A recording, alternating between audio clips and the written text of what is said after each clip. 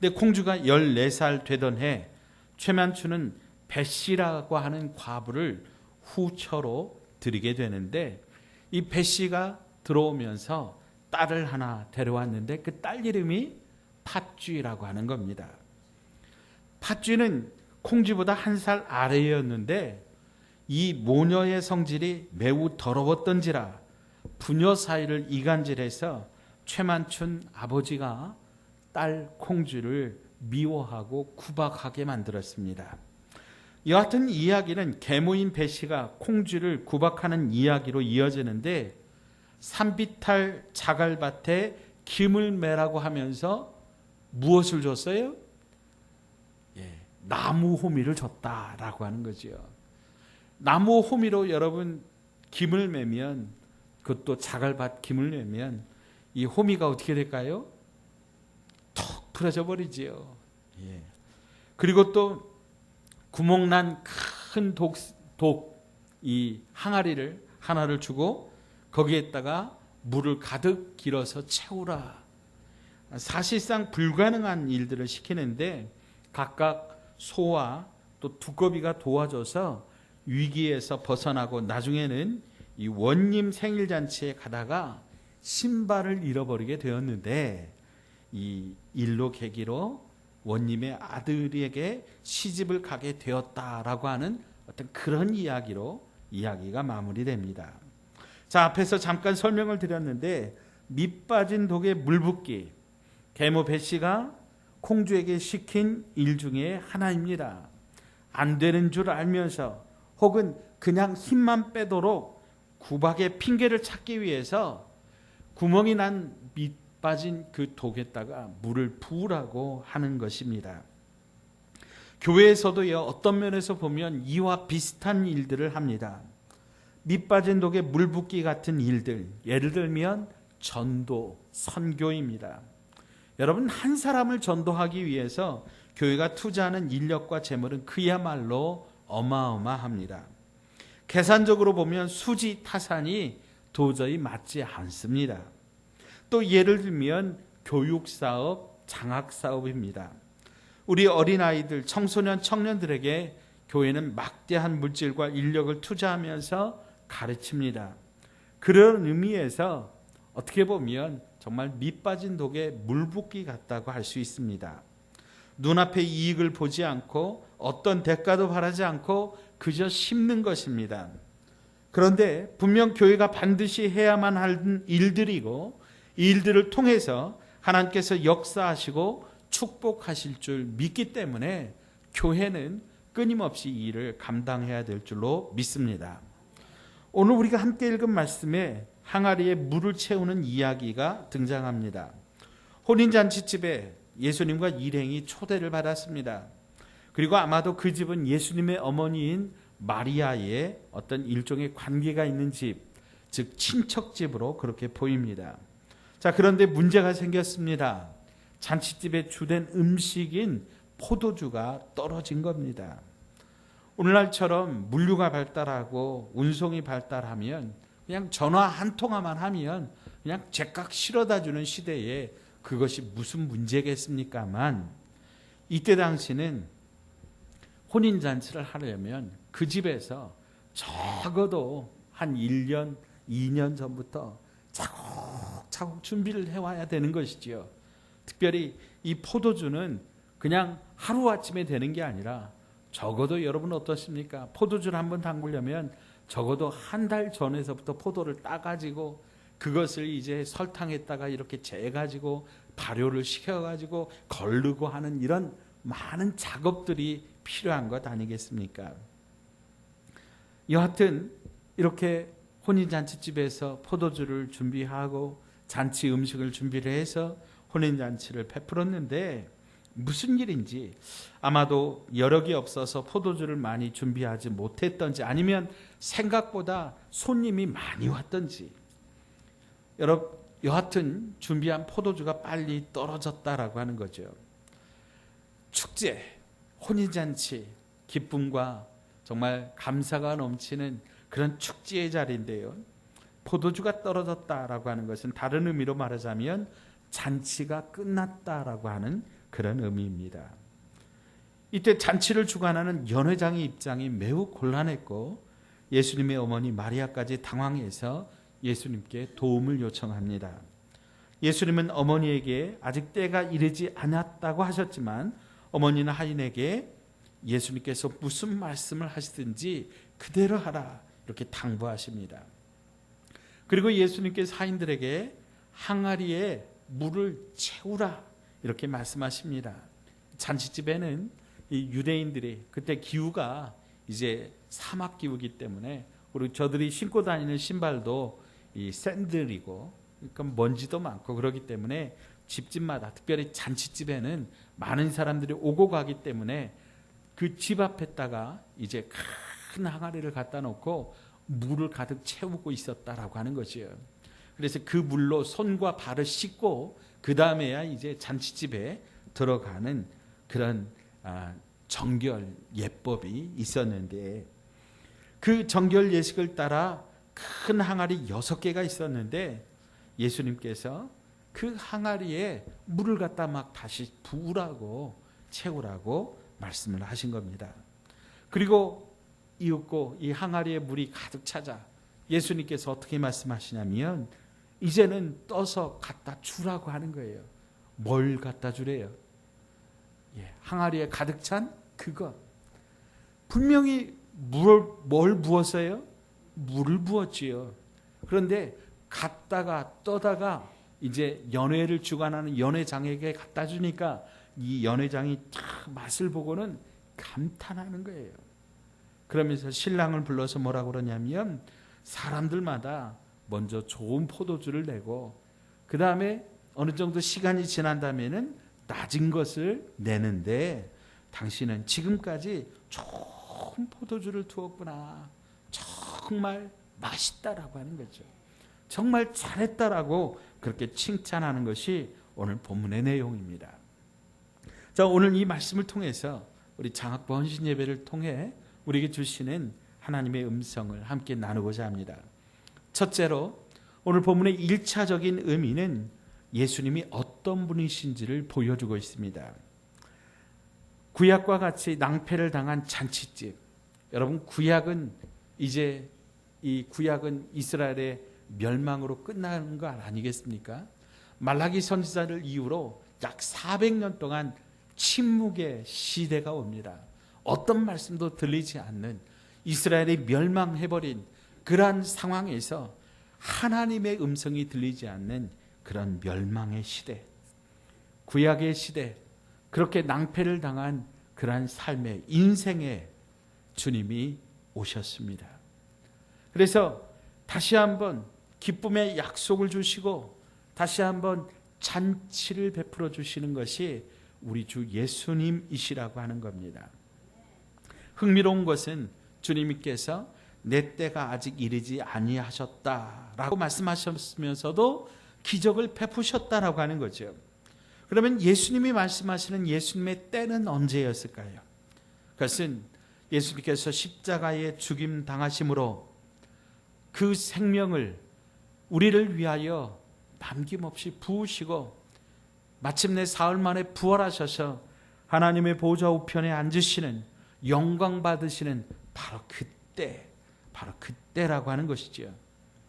혹은 또 다른 성서 주석학자들은 예수님께서 이제 본격적으로 말씀을 전하시는 이제 공생의 시작의 그때라고 말씀을 하기도 합니다.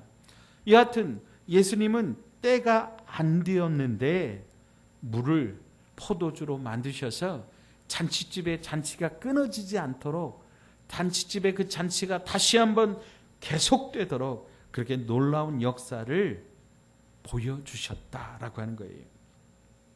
특별히 우리는 이 성만찬 때마다 붉은 포도주를 상징하는 포도 음료를 우리가 함께 나누는데요. 이 포도 음료를 나누면서 우리는 기억합니다. 주님께서 이 포도주를 제자들에게 따라 주시면서 뭐라고 말씀하셨냐면 받아 마시라. 이 잔은 너희를 위하여 흘리는 바 나의 피라고 말씀하십니다. 사랑하는 여러분, 모든 인생은 예수님의 피를 만나야 참된 회복과 기쁨과 생명의 역사가 나타나는 줄 믿으시기 바랍니다. 예수님의 십자가는 그런 의미에서 어쩌면 밑빠진 독에 물 붓는 것처럼 저와 여러분의 인생을 위하여 부으시는 주님의 보혈입니다. 주님은 우리를 위하여 남김없이 주님의 피를 우리 가운데 부어 주셨다라고 하는 거예요. 여러분, 생명은 생명으로밖에 구원할 수 없기 때문에 저와 여러분의 생명을 위하여 우리 주 예수님께서 당신의 하나밖에 없는 생명을 우리를 위하여 부으셨다라고 하는 거 여러분 기억하시기 바랍니다. 그래서 우리 그리스도인의 헌신의 모델은 바로 이 십자가 위에서 한 방울의 피도 남김없이 쏟으신 예수님이십니다. 예수님의 값진 희생이 포도주가 떨어져서 잔치가 끝나버린 위기를 당한 그 잔치집에 다시 새로운 기쁨을 시작하게 하신 것처럼 예수님을 만난 인생마다 기쁨과 행복의 새로운 인생 2막을 시작하게 하는 줄로 믿으시기 바랍니다. 두 번째로 오늘 본문의 2차적인 의미입니다. 성경은 언제나 1차적인 의미가 있는데 그것은 예수님에 관한 것, 하나님에 관한 것이고 2차적인 의미는 그 예수님과 그 하나님과 관계에서 우리들이 해야 할 일, 또 우리들의 관계 가운데 나타나는 일들입니다. 예수님께서는 당신의 때를 예고하시기 위하여 이렇게 말씀하십니다. 항아리에 물을 채우라. 우리가 주목해야 될 것은 예수님께서는 물을 포도주로 바꾸실 수 있다면 아무도 없는 중에 포도주로 만드실 수도 있으셨을 뿐이다 라고 하는 거죠. 무에서 유를 창조하신 하나님이시기 때문에 흑암 중에 빛이 있으라 라고 하는 말씀 한마디로 빛을 만드셨기 때문에 예수님께서 포도주와 생겨나라 그러면 분명히 그냥 그대로 될 수 있을 겁니다. 그런데 예수님은 그렇게 하지 않으셨습니다. 어떻게 하십니까? 오늘 하인들을 향하여 항아리에 물을 채우라고 말씀하십니다. 이것을 오늘 저와 여러분에게 적용하자면 예수님은 장학사업을 위해서 당장 하늘을 열고 하늘에서 황금 덩어리를 떨어지시게 하실 수 있는 분입니다. 제가요 어느 날 꿈을 꾸었는데 우리 예배당 천장이 열리면서 5만 원권이 막 뭉텅이로 떨어진 거예요. 이야! 자, 얼마나 좋았는지요. 깨보니까 꿈이더만요. 꿈인데도 기분이 좋더라고요. 그때 로또를 샀어야 돼. 근데 여러분, 제가 드리고 싶은 말씀은 주님은 분명 그렇게 하실 수 있지만 주님께서는 오늘 사람들의 손길을 통하여 일하신다라고 하는 거예요.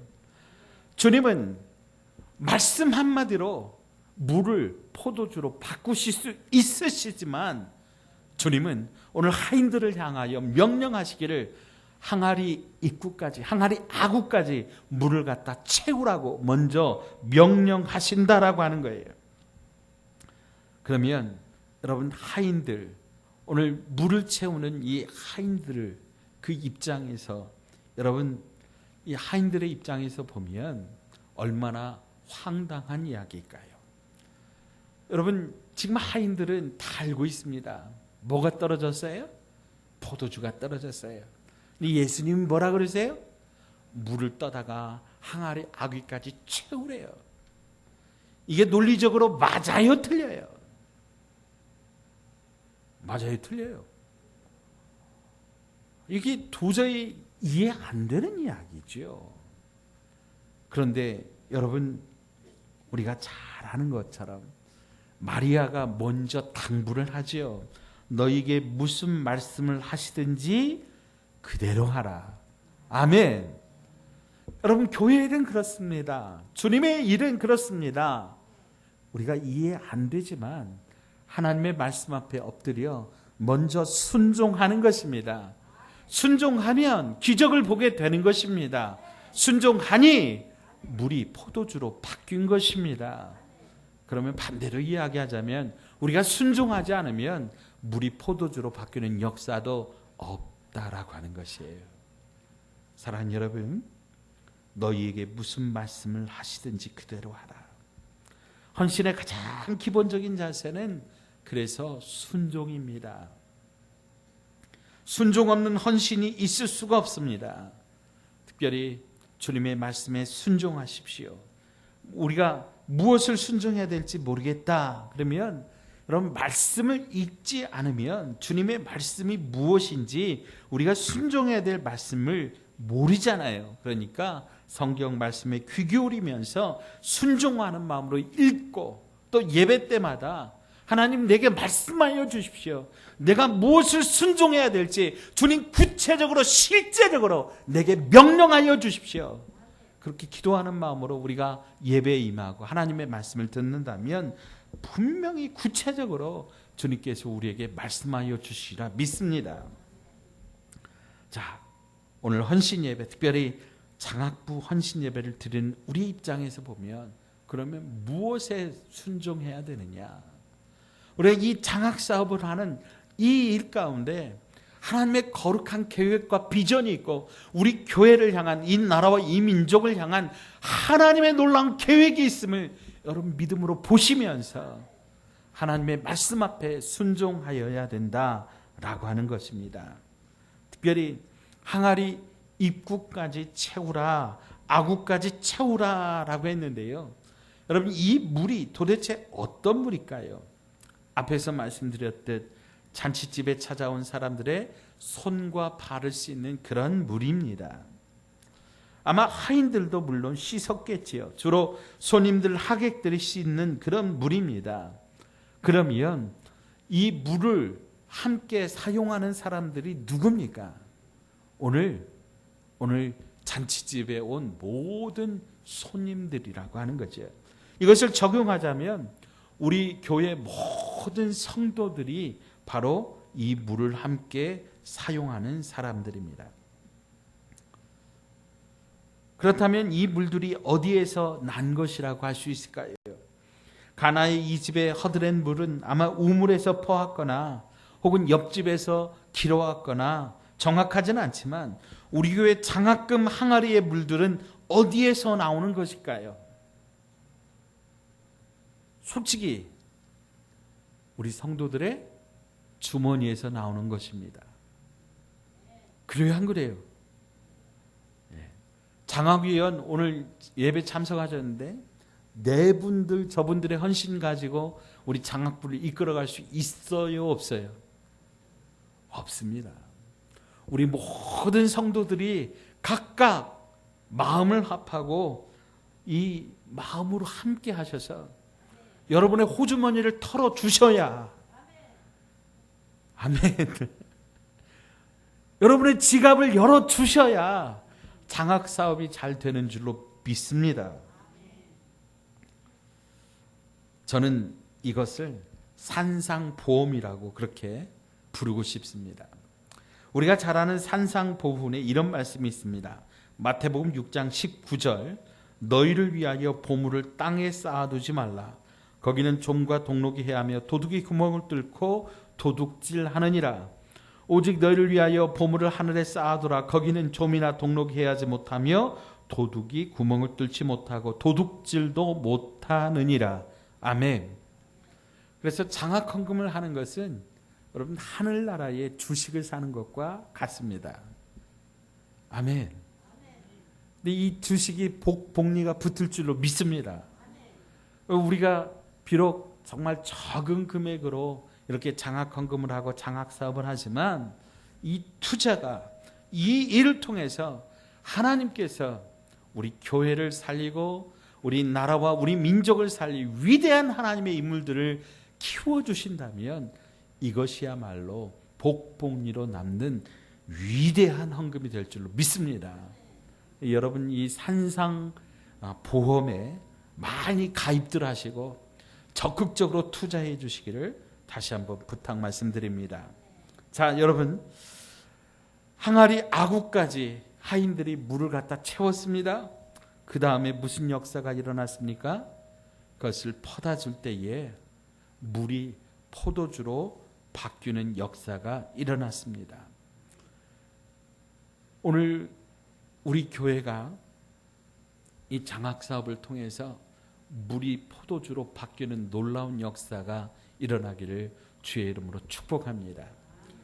주님 손에 한 어린이가 드린 도시락 5개의 떡, 물고기 2마리, 이 작은 어린이의 도시락이 주님 손에 들려졌을 때 그 도시락을 통하여 들판에 있는 적어도 5,000명, 많게는 약 2만 명의 사람들이 먹고도 12광주리가 남는 기적의 역사가 일어났습니다. 오늘 저와 여러분의 작은 이 장학 헌금도 오늘 주님 손에 들려지면 이 헌금을 통하여 하나님께서 물이 포도주가 되는 역사로 흐르게 하셔서 우리 사랑하는 어린 심령들 가운데 놀라운 축복의 통로가 열리게 하여 주옵시고, 우리 교회를 교회답게 하고 우리 교회를 통하여서 하나님께서 아름다운 귀한 일꾼들을 세워가는 놀라운 역사, 기적의 역사 놀랍게 일어나게 하여 주실 줄로 믿습니다. 말씀을 맺습니다. 오늘 우리는 장학부 헌신 예배를 드리며 몇 명의 장학생들을 선발해서 작은 장학금을 전달합니다. 그런데 우리가 기억해야 될 것은, 첫째로 물질보다 더 귀중한 것은 오늘 가나의 혼인잔치의 주인 되신 예수님이 주신다라고 하는 거예요. 예수님이 주인이라고 하는 거예요. 그래서 우리 장학생들이 이 헌금을 통해서 거룩한 부담을 가져야 돼요. 이 돈은 교회가 주는 것이 아니라 예수님이 주시는 것이다. 그래서 예수님께서 이 물질을 통해서 우리 사랑하는 장학생들에게 아름다운 꿈과 비전을 주시고, 우리 예수님에게 빚진 자되어서 거룩한 부담감을 가지고 교회와 이 나라와 이 민족 가운데 큰 일 할 수 있도록 우리 사랑하는 우리 장학생들이 그렇게 일어나기를 주의 이름으로 축복합니다. 두 번째로 오늘 본문의 기적은 순종하는 자들의 헌신을 통하여 일어났다라고 하는 거죠. 저와 여러분도 하나님의 말씀에 순종할 때, 헌신할 때 기적을 보게 될 것입니다. 분명히 말씀드립니다. 이 일들은 하나님의 나라를 위한 거룩한 투자입니다. 어쩌면 오늘 말씀 초반에 말씀드린 것처럼 밑 빠진 독에 물 붓기 같이 그렇게 보일 수 있습니다. 그러나 분명히 이 일들을 통해서 하나님은 역사하시고 일하십니다. 하나님께서 거두실 것입니다. 특별히 일에 앞장선 우리 장학위원들에게 그 헌신에 다시 한번 감사를 드리고, 오늘 동참한 여러 성도님들에게 감사를 드립니다. 분명코 우리는 보게 될 것입니다. 오늘 심은 이 귀한 헌금과 기도가 사랑하는 우리 자녀들에게 전달되어 우리나라와 우리 교회와 가정의 든든한 거목으로 자라나게 될 것입니다. 그런 의미에서 오늘 장학 헌금도 필요하지만 그보다 더 귀한 것은 우리 저들을 위한 중보의 기도입니다. 사랑하는 여러분, 기도할 때마다 오늘 우리 교회의 다음 세대들을 위해서 기도해 주시기를 바랍니다. 오늘 장학금을 받는 저들, 하나님께서 거룩한 부담감을 가지고 아름다운 하나님의 나라의 귀한 일꾼으로 세워달라고 여러분 기도해 주십시오.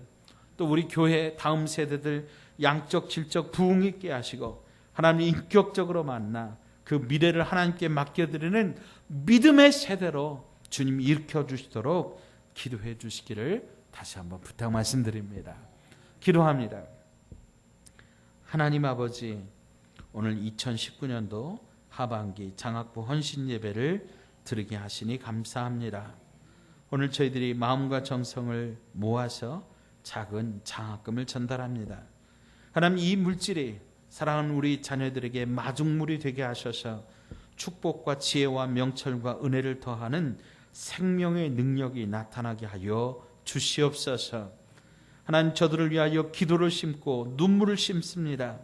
우리 번성하는 교회 미래 세대가 이 나라와 민족을, 교회를 책임질 수 있도록 주여 부흥케 하여 주시옵소서. 예수님 거룩하신 이름으로 간절히 기도하옵나이다.